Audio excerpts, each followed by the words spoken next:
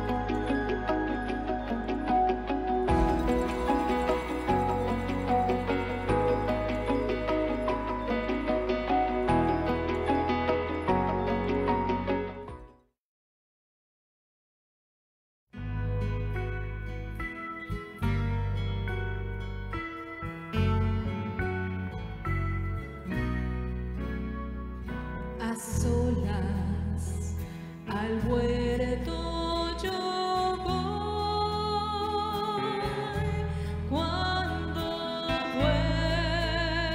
duerme aún la floresta, y en quietud y paz con Jesús estoy, oyendo absorto allí su voz. Él conmigo está, puedo oír su voz, y que suyo dice será, y el encanto que halló en él ahí, con nadie tener podré.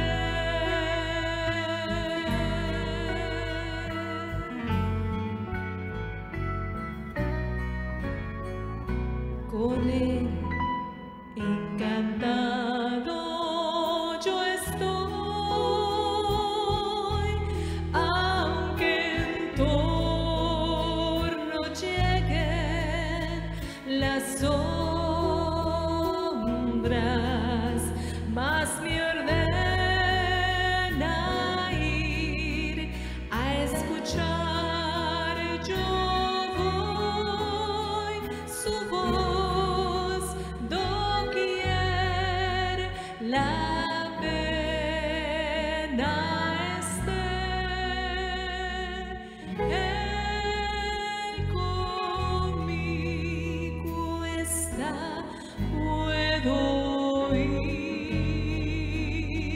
su voz, y que suyo dice seré,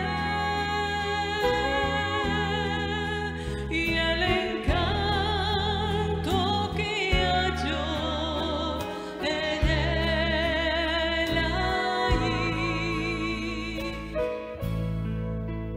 con nadie tener podré.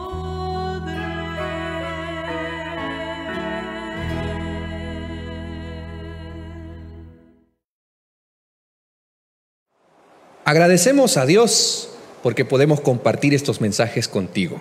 El pastor Betancourt nos ha transportado a diferentes lugares durante estos días. Ayer nos llevó al aposento alto, y sé que el día de hoy va a ser una gran bendición para la vida de nosotros el mensaje que el pastor Betancourt presentará. Por eso yo quiero preguntarle, pastor Betancourt, ¿de qué nos hablará esta noche?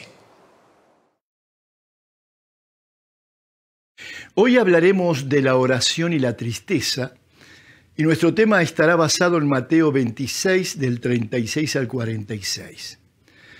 Recuerdo aquellas madrugadas invernales, camino en penumbras por las veredas de mi ciudad con pasitos de algodón.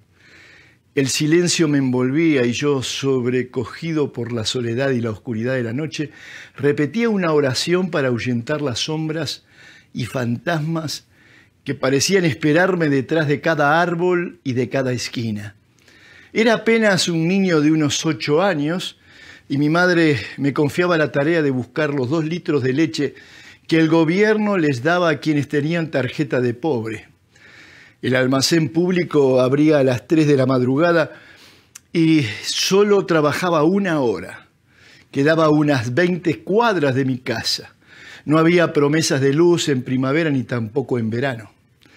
En aquellas noches frías y oscuras, mi corazón infantil oraba: aunque ande en valle de sombra o de muerte, no temeré mal alguno. Salmo 23:4. He aprendido esta oración en un templo evangélico, al que había llegado mi madre cierta vez a pedir auxilio a Dios para su corazón dolorido. Creo que la oración me acompañó en la vida desde que tengo uso de razón. Desde niño he hablado mucho con mi otro yo. Converso con el hombre que siempre va conmigo. Quien habla solo espera hablar a Dios. Un día escribió el poeta español Antonio Machado. Esos soliloquios con alguien que yo no puedo identificar, con el paso de los años se me revelaban como verdaderas oraciones. Se alimentaban en un cierto desamparo y soledad, como que Dios me ofrecía siempre un lugar donde protegerme ante el temor y la ansiedad, como en aquella viaje que hacía hasta el almacén a la madrugada. Aquellas veredas solitarias me devolvían el eco de mis propios miedos y eran testigos silentes de mis oraciones a Dios en los momentos de peligro.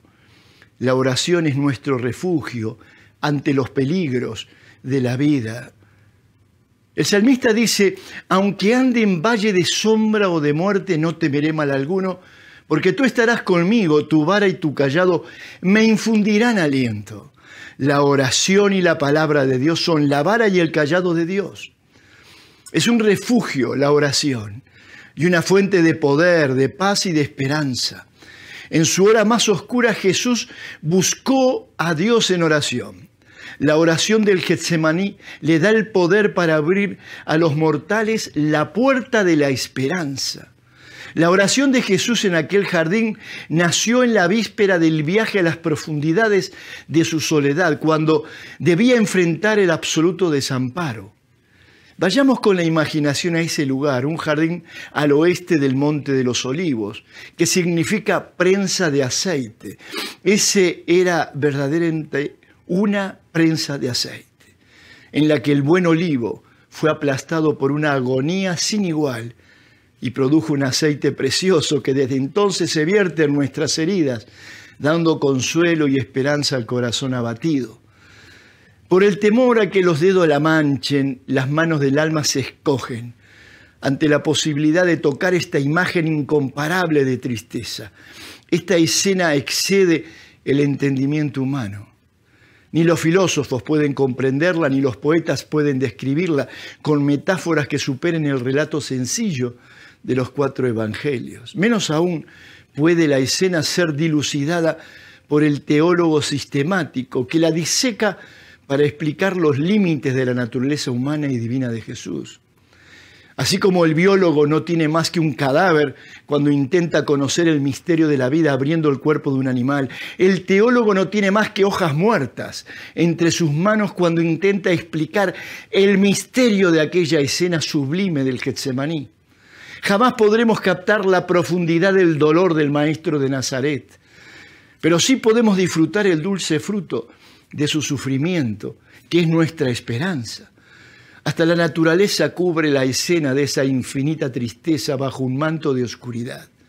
Tal es la tristeza que el mismo Jesús no permite que sus discípulos se queden a su lado, sino que se retira a la sombra de los añejos olivares, como si le prohibiera incluso a la luna, que ha visto tanta miseria sobre este planeta, mirar demasiado de cerca el misterio de aquella pena. La muerte como tal no es el componente más amargo del brebaje de la copa que debe beber Jesús. Lo que está ante el Maestro no es simplemente la muerte, sino la muerte que debe expiar el pecado de un mundo y el peligro de no lograr el cometido para el que ha llegado al mundo. Esta es la única explicación lógica del motivo de su oración en esta escena infinitamente solemne. En el Getsemaní llegamos a la frontera entre la humanidad y la divinidad de Cristo. Su dolor humano fue también divino. Como Dios, Jesús puede dar su vida y volverla a tomar, dice Juan 10:18. Pero este vaciamiento de su divinidad ante la justicia del Padre y el temor de quedar eternamente separado de Él, lo pone en un abismo que los humanos jamás podremos comprender. Pero a menos que creamos en esto, nos resulta imposible reconciliar su agonía en el Getsemaní con la paz que alcanza el alma ante su presencia mediante la oración sincera y humilde. 11 de los 8 discípulos quedan cerca de la entrada, mientras que él pasa a las sombras más profundas, con los 3 que habían sido testigos de sus oraciones y de su transfiguración en la ladera del monte Tabor. Ahora verán una revelación no menos maravillosa de su gloria en aquella sumisión a Dios. Será la revelación de cuán dolorosa fue la lucha para abrir el camino de la esperanza de vida eterna para todo aquel que crea en Él. Jesús lleva a Pedro, a Juan y a Santiago para que oren por Él y por ellos mismos. La necesidad de afecto es vital en esta hora. Jesús los necesitaba, pero como veremos, así como en el monte Tabor, Jesús se quedó solo. Sus discípulos se durmieron, confiaban en sus amigos, Él confiaba en sus amigos, pero le fallaron. Pocas indiferencias son más dolorosas que la indiferencia de un amigo, porque la amistad es un alma que habita en dos cuerpos, un corazón que habita en dos almas. Una persona sin amigos es una persona que vive en el desierto. Los amigos nos sostienen especialmente cuando envejecemos. El mejor consejo que le puede dar un padre a un hijo no tiene que ver solo con la familia y con las finanzas, que son importantes, sino con la elección de sus amigos. Porque después de haber pasado los 50 o los 60 años, me doy cuenta de que yo debí cultivar más la amistad con los verdaderos amigos, debí llamarlos más por teléfono, debí haberme ocupado más de ellos, no debí haberme dormido cuando me necesitaban. ¿Por qué debí haberlo hecho? Porque la vida continúa y todo cambia. Los hijos se van de la casa, la distancia nos separa, los compañeros de trabajo dejan su empleo, los colegas olvidan los favores recibidos. La vida va perdiendo color a medida que uno envejece, se van perdiendo la fuerza vital, los padres mueren, el corazón se rompe, pero el verdadero amigo siempre estará, no importa cuán lejos se encuentre o cuánto tiempo haya pasado de la última vez que nos encontramos con él. Por eso, hoy dile a tu amigo, a tu amiga, cuento con vos, también cuentas conmigo. Jesús contó con sus discípulos y sus discípulos lo dejaron solo. Jesús necesitaba a su lado a un amigo, como tú y yo lo necesitamos en el momento de la prueba. Repentinamente un vendaval de confusión y desconcierto irrumpió en el corazón de Jesús. Sus labios pacientes, poco acostumbrados a hablar de sus propias emociones, muestran la desesperada agonía cuando dice en Mateo 26:38, mi alma está muy triste hasta la muerte. Estas palabras expresan que Jesús conoce los límites de la resistencia humana y percibe que ha rozado la frontera de la vida. Mateo pinta el cuadro de postración de Jesús y registra las oraciones como una obra en 3 actos con los intervalos de las súplicas a los discípulos de que velen por Él y con Él. Mateo 26, 36 a 46 aparecen estos 3 actos.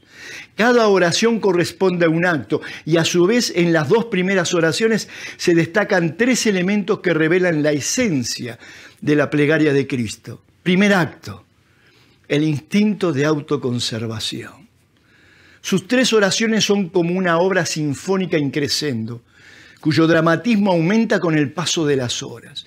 La primera oración dice así: Padre mío, si es posible, pase de mí esta copa, pero no sea como yo quiero, sino como tú, Mateo 26, 39. El primer elemento que se destaca de esta primera oración es el sentido de la unión de Jesús con su Padre, la profunda convicción de que Él es el Hijo de Dios. Jesús dice, Padre mío. Nunca es más clara esta convicción que en ese momento horrible. Esa certeza recorre toda la escena del Getsemaní como un manantial, a cuyas aguas cristalinas Jesús recurre cuando mayor es su agonía y su sed de Dios. Padre mío, tú y yo necesitamos un Padre, siempre. Y si la vida no nos dio el Padre, lo buscamos en el Padre Celestial. Luego de este dilema, luego de este ruego, viene ahora el dilema de pedir la copa. Su mano se retrae antes de dar el último paso. Y esto expresa que el sufrimiento es real, no una ilusión. Este es el segundo elemento de esta oración. Sin muerte no hay expiación por el pecado.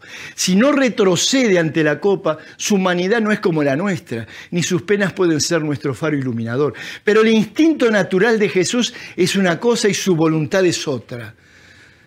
Las corrientes del instinto natural intentan arrastrar la embarcación hacia las rocas, pero la mano de la voluntad firme en el timón no permite que cambie su rumbo. El deseo de Jesús es que pase de él la copa, pero su voluntad es salvar a la humanidad. El deseo de Jesús es no sufrir porque era humano, pero su voluntad fue firmemente iluminada por el sentido que veía en su sacrificio, la redención del mundo, tu redención y mi redención. La pasión de Jesús lo podía traicionar, pero la voluntad se mantuvo firme.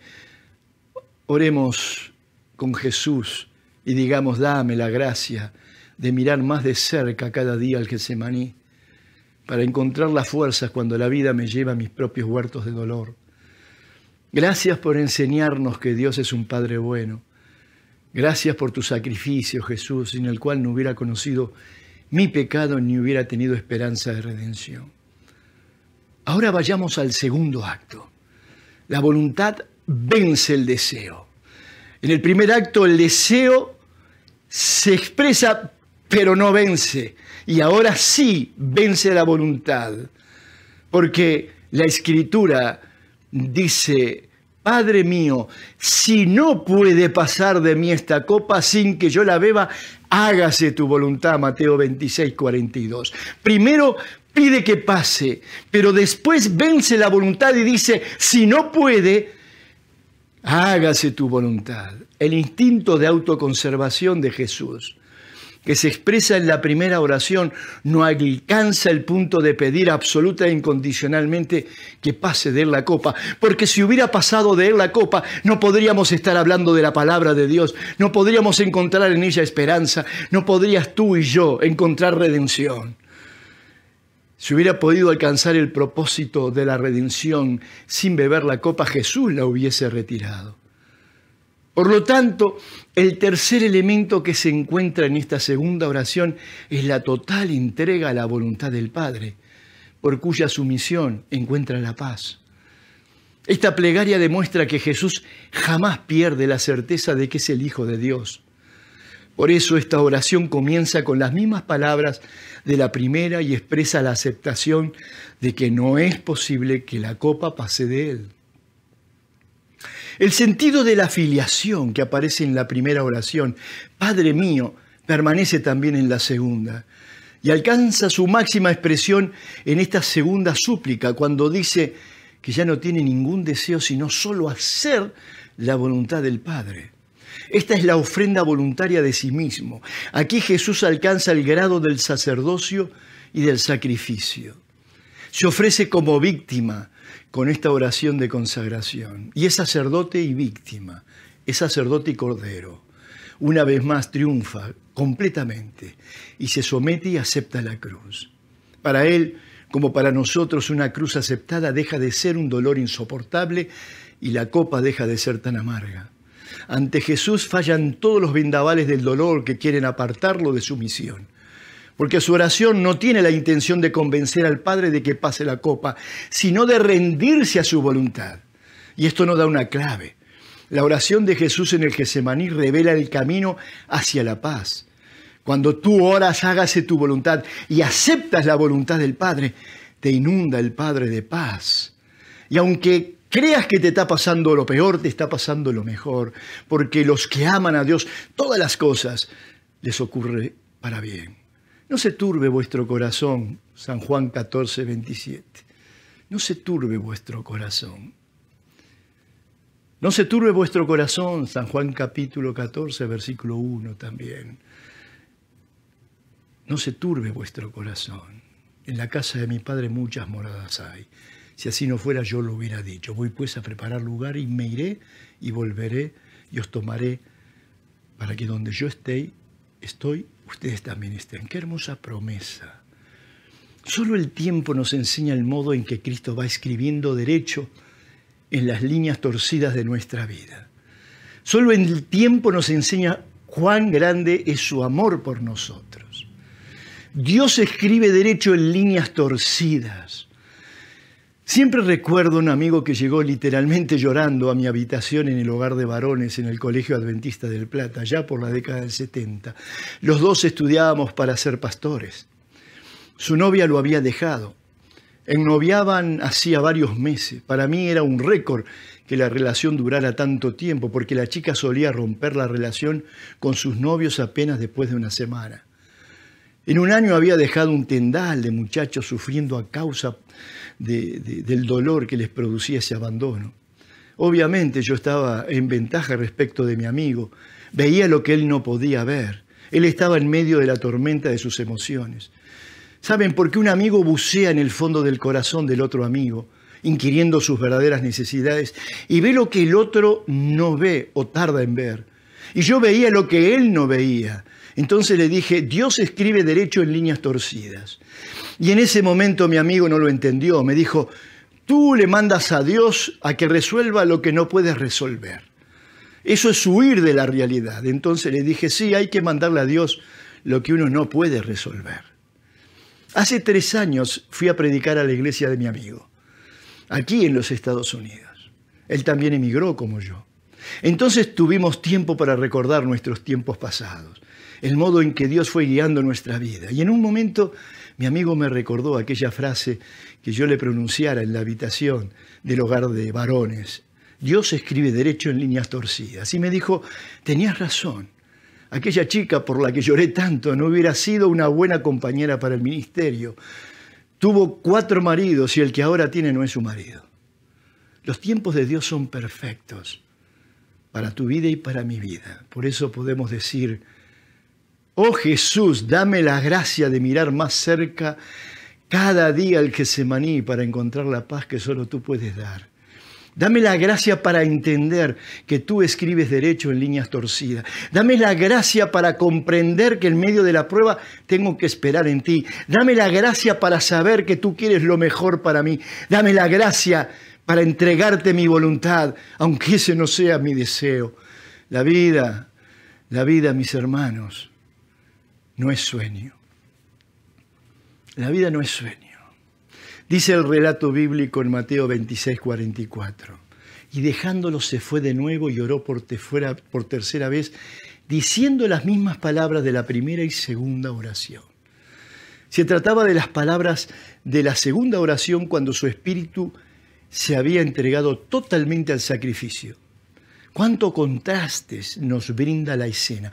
Los discípulos duermen profundamente mientras el maestro ora por ellos. Toda una metáfora de nuestra vida. Los discípulos duermen a causa de la tristeza, Lucas 22, 45, mientras el amor de Jesús mantiene encendida la llama de la oración. Sin duda aquellas horas de pesar lo había agotado, pero si el cansancio cerró sus párpados, el amor debió haberlos abierto. La donosa sorpresa de Jesús y el dolor del amor decepcionado son audibles en el reclamo que le hace a Pedro. ¿No has podido velar una hora? Marcos 14, 37. ¿Cómo mantenernos despiertos si la vida es sueño? ¿Cómo despertaremos del sueño de la muerte si somos mortales? Si apenas nacemos ya somos suficientemente grandes como para morir. Si cada día que vivimos morimos un poco, ¿por qué entonces no resignamos a la muerte? ¿Qué cosa es menos probable que vencerla? Aparentemente nada. La eternidad y la salvación personal se nos revelan una y otra vez como imposibles para alcanzar a nuestra condición humana. La lógica nos dice que las leyes de la física son inmutables.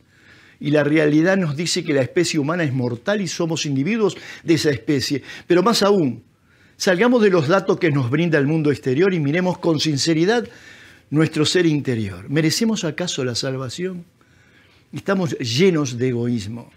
¿Cuántas veces hemos colaborado con nuestro granito de arena en la vasta obra de la injusticia y de la muerte? No podemos sacrificar nuestros bolsillos, pero le exigimos al universo que sacrifique sus leyes para salvarnos, que sacrifique las leyes de la física para salvarnos. Estamos perdidos. Sin embargo, Jesús dijo lo que es imposible para los hombres es posible para Dios. Mateo 19, 26.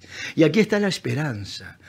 En tal sentido, con fe, ni un solo instante debemos permitirnos vivir sin esperanza. Ni tampoco debemos permitirnos de no tener la audacia de imaginarnos viviendo con el Señor por la eternidad. La desesperación no nos debe dominar, porque para Dios no hay nada imposible. No somos meramente una especie, no somos individuos de una especie, somos sus hijos, creados a imagen y semejanza de Él. Somos sus hijos, redimidos por Él. Por lo tanto, hoy te digo, cosas que ojo no vio ni oído yo, ni han subido en corazón del hombre, son las cosas que Dios te ha preparado para ti que lo amas. 1 Corintios 2:9. Y si Dios ha preparado cosas para ti, es para que las tengas. Por eso no te resignes a morir. Vela y ora, dice Mateo 26:41. Jesús nos pide que no nos resignemos, que luchemos por la vida eterna, que velemos y oremos, que velemos y oremos. Velar y orar es inseparable, porque el ojo vela, ve claramente el peligro y se dirige hacia arriba en búsqueda de ayuda. Y no buscará en vano, porque sabemos que de arriba viene la ayuda. Como dice el apóstol Santiago, nuestro Dios es el Dios de las alturas, de cuyo seno sale todo don perfecto y toda buena dádiva. De Él viene lo que necesitamos para esta vida y de Él viene también la esperanza para la vida eterna. La oración secreta y diaria mantiene viva esta esperanza de volver a ver a nuestros amados en el día de la resurrección. La oración nos dice que lo que es imposible para nosotros no lo es para Dios. Como los rayos de sol que atraviesan el aire y se abren camino entre las sombras de los árboles, la oración es el resplandor del cielo que ilumina nuestro sendero. Aférrate al Señor en oración y Dios te dará ya ahora mismo la vida. Más allá de los barrotes del tiempo, más allá de un pasado irrevocable, de un futuro incierto, más allá de la culpa, de la ansiedad humanas, Dios reina pleno porque Él es el Creador y el Redentor. Él se encarnó para concedernos esperanza. La oración encarna la esperanza de Cristo en nuestras vidas. La oración es el aliento de Dios que nos da esperanza de vida eterna, aunque no la merezcamos, porque todo lo que obtendremos de Dios es por gracia. La oración en el jardín de los olivos, bajo la luna plateada, no ha sido vana. Las últimas palabras del Maestro en el Getsemaní palpitan con la voluntad del Hijo de entregarse por ti y por mí. Comenzó el descenso a las profundidades de su soledad, cuyo momento culminante será en la cruz. Mañana lo veremos, cuando tocará fondo y clamará, Dios mío, ¿por qué me has desamparado? Pero Jesús ya empieza a sentir el gozo del deber cumplido y su obra se completará si hoy le entregas tu corazón y dices amén a la oración que elevaré por ti y por mí en este momento. Jesús, despiértame del sueño de la vida, aunque crea muy razonable matar el deseo de la vida eterna y sumergirme en la resignación de la muerte para adormecer el dolor. Dame la fe para despertar del sueño de la muerte. Señor, dame tu espíritu cada día para que no procure llenar mi vacío interior consumiendo cosas que terminan consumiendo mi vida. En esta hora de pandemia, en esta hora oscura, dame la luz del cielo. Tú que eres el Dios perfecto, el Padre de las luces, de cuyo seno sale todo lo bueno, toda buena dádiva y todo don perfecto. Apiádate de nosotros, ayúdanos a sacrificar nuestros intereses mezquinos para alimentar la pasión más digna de la existencia, que es poderte ver cara a cara. Danos, Señor, la valentía de vivir a la altura de esa fe. Danos el don de morir luchando y sufriendo por la fe. Que jamás nos resignemos a vivir sin creer en ti. Que esa oración del Maestro que elevó en el Getsemaní hace ya 2000 años tenga eficacia en nuestro corazón. Que esa oración del Maestro que vimos en 3 actos, cuando el deseo parecía imponerse, pero que finalmente se impuso la voluntad, sea también nuestra oración. para que nosotros podamos decir: Padre nuestro que estás en los cielos, hágase tu voluntad. Danos la valentía de decir esto. Danos la paz por haberte entregado toda nuestra vida a ti. Danos, Señor, el don de la fe que nos permite saber que cuando te entregamos nuestra voluntad, aunque nos ocurra lo peor, según nuestro ojo humano, siempre nos ocurrirá lo mejor. Porque en su debido tiempo, tú nos harás ver que fue lo mejor. Porque tú escribes derecho en líneas torcidas. Gracias, Señor, por escribir las líneas de nuestra vida. En el nombre de Jesús. Amén.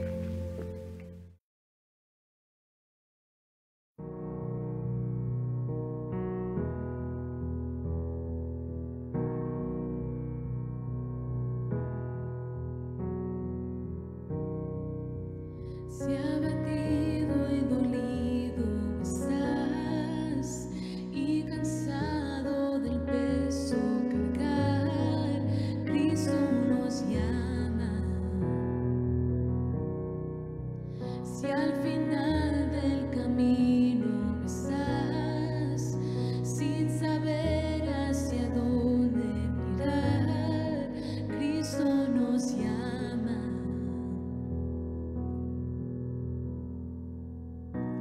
Ven ante su trono, el Padre te recibirá con sangre preciosa.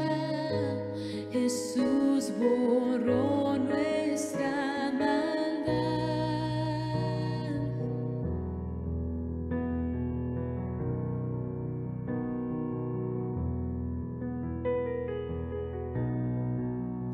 Deja atrás tu vergüenza y pesar. Ven a Él, ya no esperes más. Cristo nos llama. Trae toda tristeza y andar. Nueva vida Jesús te dará. Cristo nos llama.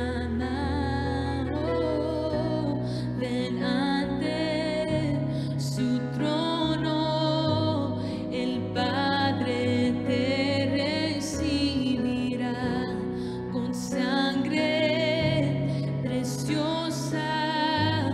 Jesús borró nuestra maldad.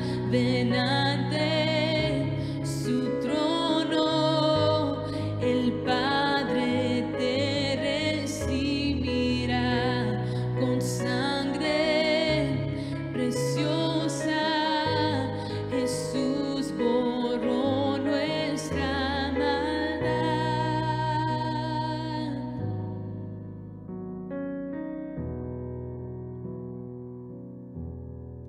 Oh, cuán hermoso es nuestro Salvador. Canta aleluya, Cristo vive. Nadie es más grande, solo Él es Señor. Canta aleluya, Cristo vive.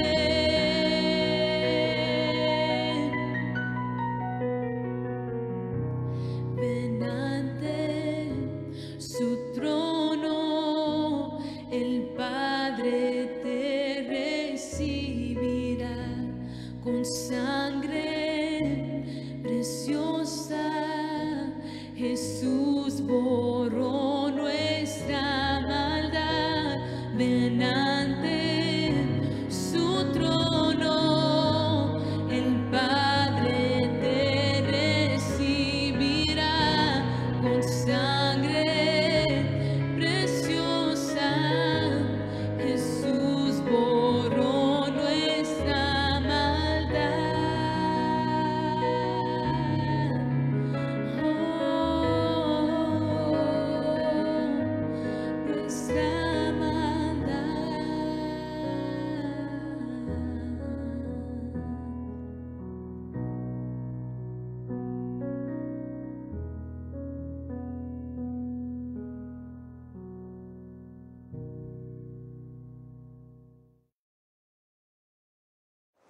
Imaginarse los últimos momentos de nuestro Maestro en el Getsemaní es algo que enternece mi corazón, yo creo que también el tuyo.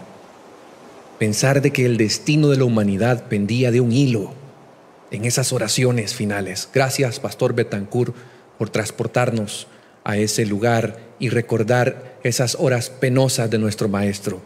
Mi amigo y amiga, Cristo ha hecho todo lo necesario para que la salvación esté disponible para nosotros. Yo quiero invitarte para que a través de esta oración, si aún no te has decidido por Cristo, que esta noche tú des ese paso de fe, que esta noche tú comprendas lo valioso que eres para Cristo. Yo voy a orar, no puedo verte, pero sí sé que por la fe muchos aceptarán el mensaje de salvación. Oremos. Padre, te damos gracias por Cristo. Gracias porque a pesar de que Él pudo haber dicho no, Él dijo, Señor, hágase tu voluntad.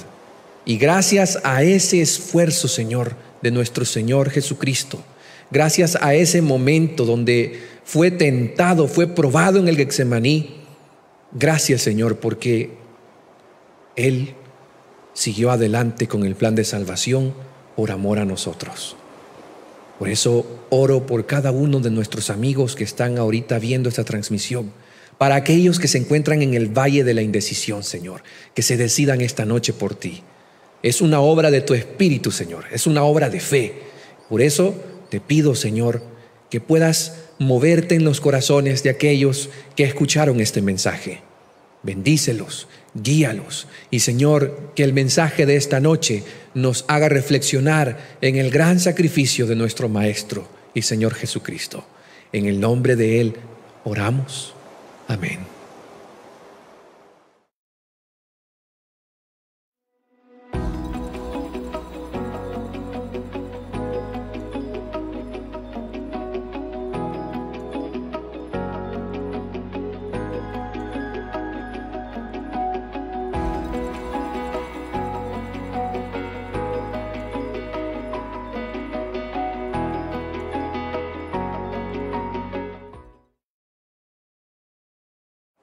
Muchas gracias por haber sintonizado. Esperamos que Dios haya hablado a tu vida en esta noche.